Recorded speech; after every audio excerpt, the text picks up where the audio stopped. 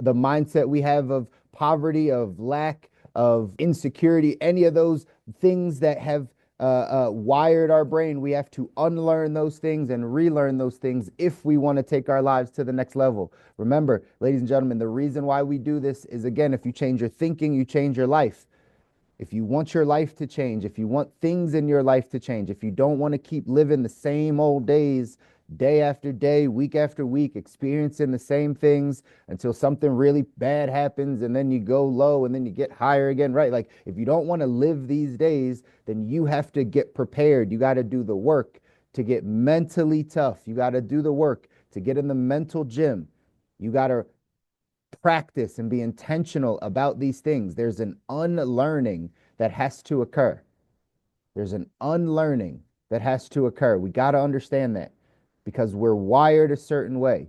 We've been programmed a certain way by our environment, by our parents, by our teachers, by the people that we've grown up with, by the influences we've had. We're thinking about life a certain way. That's why we're in a certain stage of our life. How do we get to the next stage of our life? How do we get to the next stage of your relationships? How do you get to the next stage of your spiritual life? How do you get to the next stage of your health life? All the areas. How do you do it? You change how you think. You unlearn and you relearn. Scripturally, it says, right? We're transformed by the renewing of our mind, right? By the renewing of our mind. That literally means you have to unlearn and relearn. You have to renew your mind in order to transform, in order to change your life. That's the principle of this. That's the thesis. That's the principle. And so every time we hear these messages, I know they're repetitive, just like the messages you've heard all your life have been repetitive. They just haven't helped you get to the life you want. So we just got to repeat them over and over again. And the more that you repeat them, the more they become a part of you. And the more they become a part of you and your thinking, it permeates into your actions, into your habits, into all the other things. And then you see your life change. That's the way it goes. So again, you got to remember these things. Eric Thomas in there said, if you want more from life, be prepared to pay for it. If you want more from life, be prepared to pay for it. The price must be paid in full up front to get the life that you want.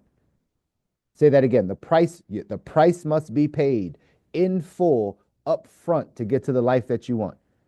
That's the way it goes, right? We gotta make sure that we're willing to pay the price. If you ask to be in supreme health, then you have to pay the price of the discomfort of going to the gym, of moving your body the right way, of not eating all the things you want to eat, of not diving into all your cravings, of not hanging around people that have bad eating habits, of getting around people that make you uncomfortable at the gym because they run faster than you, because they're more conditioned than you. Like that's the price you have to pay if you want to improve your health. There's a price you got to pay for everything you're asking for. There's a price to pay for financial freedom. There's a price to pay for time freedom. There's a price, and you have to be willing to pay it. Don't negotiate it. Don't negotiate the price. Pay it. Be willing to pay it. I wrote down here, do you have a strategy for adversity? Do you have a strategy for adversity? You know adversity is going to come. I hope you know that. I hope you know that, right? The road is not just straight to the top. I hope you know that there's some ups and downs. There's some hills and valleys. There's some areas that you're going to have to challenge yourself. There are going to be some adversities. What's your strategy for adversity? Are you mentally tough enough to be able to get through the adversities, or do we sink back to the level of our training, the sink back to the level of our habits? Do we sink back into depression, anxiety, and those things? Or when adversity comes, like we talked about on Wednesday, do we welcome it in? Do we welcome it in and say, all right, let's go. I'm ready. I know this is going to make me stronger. I know this is going to challenge me. I know this is going to build my capacity. I know this is getting me closer to the life that I want. How do you handle adversity? Do you have a strategy for it? Do you have a strategy for it? You got to develop yourself. You got to prepare yourself. That's what we're doing. That's what these are. This is a start. This is a great start to be able to sit here, to take in these messages, to ponder on something, to have a seed planted that then you can go water and be like, ooh, that's what I need to do. This is how I need to change. That's great.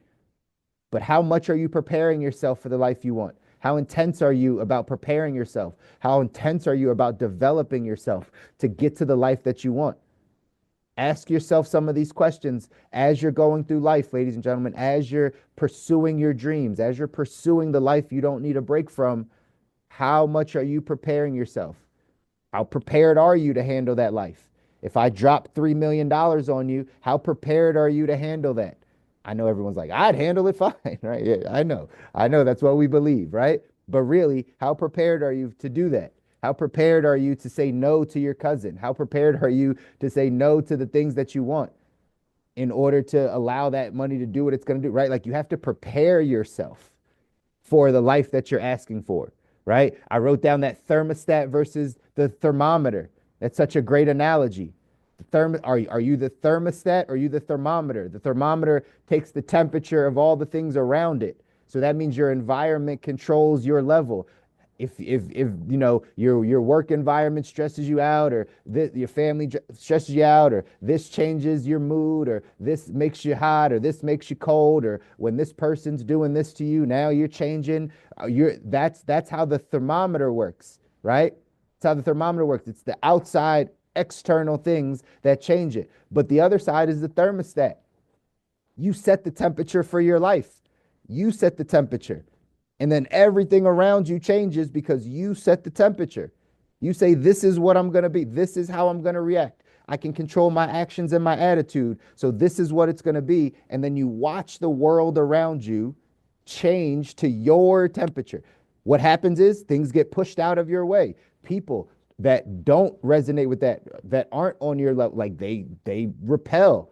The people that are, they attract. You start to create the environment that you flourish in because you're the thermostat. So pay attention to whether you're the thermostat or the thermometer. And I wrote down lastly, competency builds confidence, and then confidence fuels competency. If you are doing something, right? If you want to get somewhere, like build your competency in it, meaning like you have to get better at that thing. You have to continue to work at it. You have to continue to do it. And what that will lead to is more confidence in it. And the more confident you are in it, the more you want to work at it. It's this never end. It's a self-fulfilling prophecy, this cycle that continues to allow you to build confidence and competency around the areas of your life that you want to improve. Whether that's your work life, again, financial life, any of these things. You got to build some competency around it because that'll build confidence. That'll build confidence. You know, we're in the money business, so I always bring some things to money, right? This happens all the time. We don't feel competent with money. A lot of times there are many people that maybe didn't feel like they got the financial education they needed. They don't trust themselves when it comes to money. There's a bunch of things that come into play where they don't feel competent in that area. So they have less confidence in themselves to invest, to save, to stay out of debt, to build wealth. Like they have less confidence in it. So what we do is we educate you so you're more competent, so that you feel better, that you know more about it. And that builds confidence that you can build wealth, that you can get out of debt, that you can save money. And that confidence leads you to want more competency. So then you learn more about it and then you get more confidence. It's a cycle. But if you never start with the learning, the competency part, it's hard to build the confidence. These are all lessons that we know.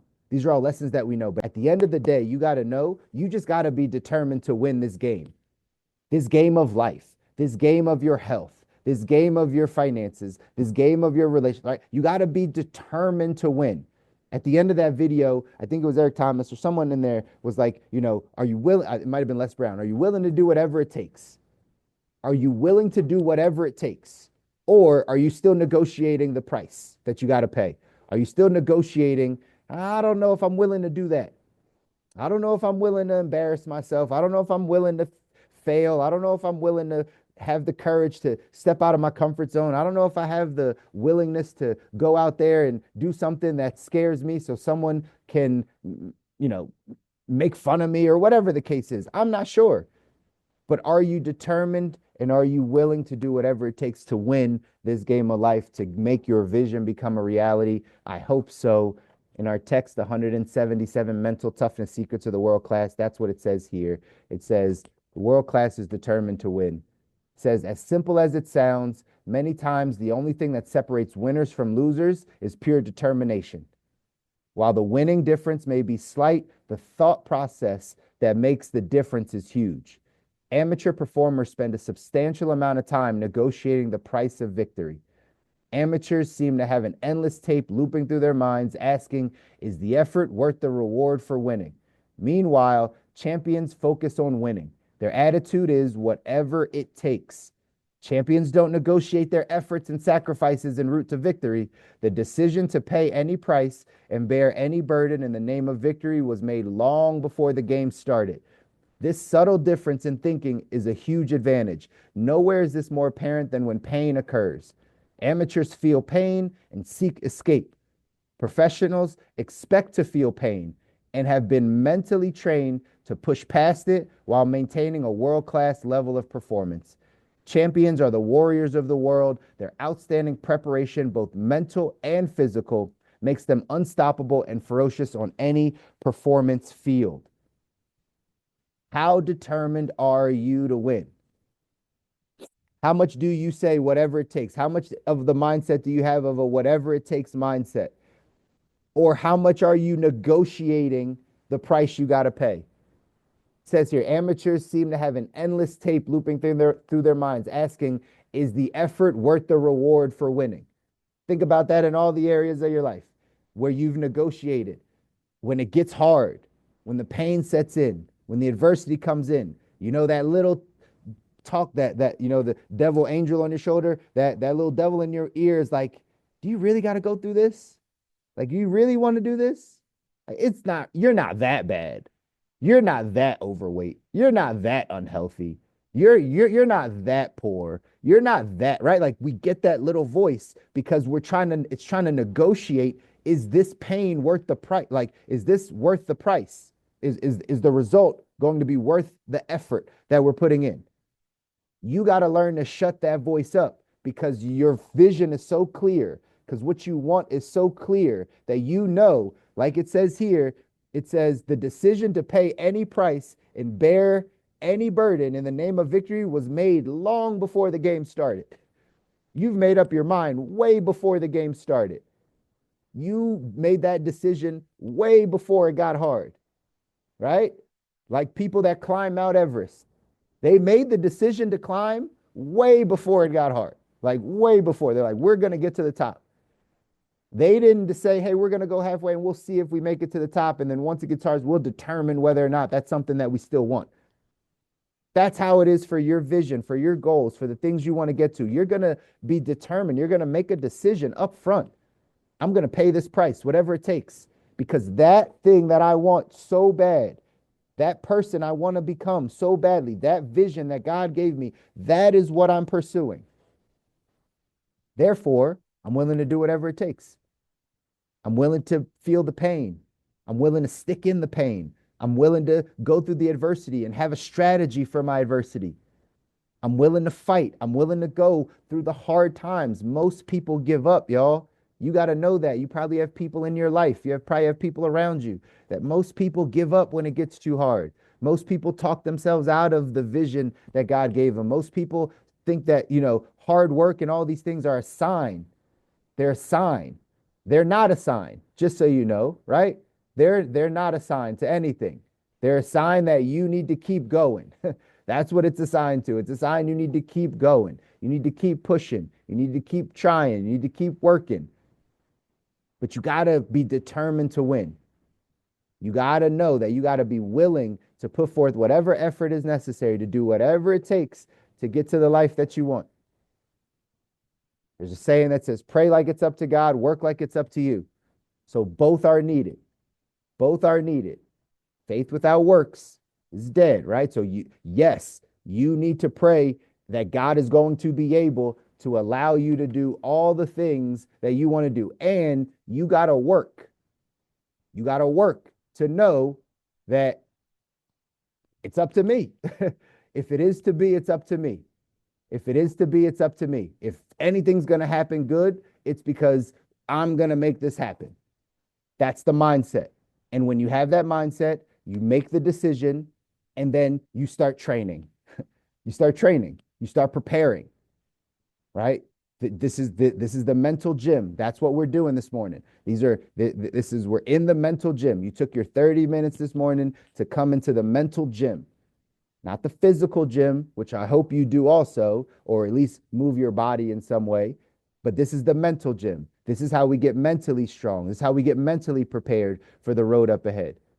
This is how our right proverbial bones don't break down when we're 60, 70, and we can't walk and we have osteoporosis. And right, like that's the physical side. You got to make sure you're good. But the other side, the mental side, is when life throws you the haymaker, when someone in your family gets sick, when someone passes away, when something happens to you along those lines. Like, do you have the mental toughness to be able to push through and still perform and still go after your goals and still support your family and do all the things? That's what you're building the capacity for, ladies and gentlemen. That's what you're building the capacity for. You're building the capacity to handle all the things that life has up ahead for you, all the things that you're asking for. This quote here from Vince Lombardi says, winning isn't everything, but wanting to win is. Nothing's wrong with winning. You should want to win in your life. We should want to excel. You should want to get to a life that you don't need a break from. You should want to be the person in your family that creates the legacy. You should want to win. Don't let anyone take that from you. I know society is a mediocre society we live in. They love fives, right? Like I heard maybe it was Shannon Sharp, somebody said this, right? Like America loves a five, right? You know, on a scale from 1 to 10, America loves a five. If you're at a 1 or a 2, they're going to support you to get to 5, get to average. You start getting to 8, 9 levels of success, of health, of wealth, of experience, they're going to try to knock you back down to a 5. Why are you working so hard? You do too much. It's not it. You don't take a break. They're going to try to knock you back down to a 5. That's what society does. They're very average. They want you to be average. They want you to stay mediocre. They want you to live in the status quo. For us, we're going off to design our ideal life. So that means we need to actually have it in our mind that we're going to go win. That we're going to go win. Nothing's going to stop us from winning. Winning for your family. Winning for you. Right? That's what we go off and do, ladies and gentlemen. And again, I'm here to support it. The action step for today says on a scale from 1 to 7, 7 being most determined, how determined are you to accomplish your goals and dreams? Be honest with yourself. On a scale from 1 to 7, 7 being most determined. I'm the most determined. How determined are you to accomplish your goals and dreams? An assessment of the results you have achieved so far is an accurate measure of how determined you have been in the past. So make sure that your actions are matching your ambitions. If you say, I'm super determined to build my health, well, how many days did you go to the gym last week? What was your eating regimen like last week, right? Like your actions have to line up with the things that you say that you want to make happen. But just know it's not going to be easy, ladies and gentlemen. It's not going to be convenient. It's not going to be comfortable. It's going to be hard. Choose your hard. It's hard to be rich. It's hard to get rich. It's hard to get wealthy. It's hard to get financially free. It's also really hard to be poor long term. It's also really hard to like struggle financially for the rest of your life. That's really hard. Both sides are hard. Choose your hard. Choose your hard. It's really hard to get healthy. It's really hard to stay disciplined in what you eat and how you move and right with all the bad things in the modern food environment. It's really difficult to do that. And it's really hard to be unhealthy. It's really hard to have medical issues. It's really hard to be on medication. It's really hard to not be able to move your body. Both are hard. Choose your hard. It's important, ladies and gentlemen, that you are determined enough to say, I'm going to do whatever it takes to get to the life that I want. Love you guys. I want you to win. I want you to win.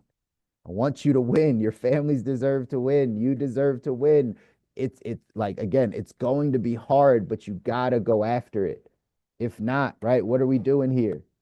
What are we doing? We only get one life.